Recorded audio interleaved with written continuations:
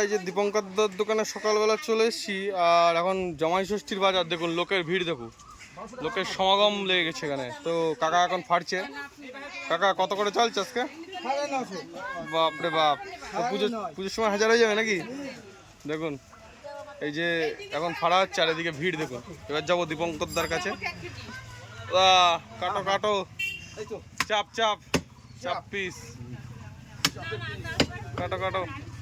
Shirt cutting হচ্ছে নাকি আজকে? একটু শাটাশাটি হবে, তাড়াতাড়ি একটু করতে হবে। আর এদিকে ফাড়া চলছে দেখুন, একদম দেশি খাসি, গ্রাম বাছাই করে আনা। গ্রামের খাসি তো কাকা, সেই স্বাদ নাকি? ওই যে কই কই, ওরে বাবা দেখুন, কালো খাসি, সব কালো খাসি, সব ভিড় করেছে দোকানে। আর এদিকে চলছে ফাড়া। কাটো কাটো কাটো, হ্যাঁ দেখা যাচ্ছে। ফেরে ফেলো ফেরে ফেলো।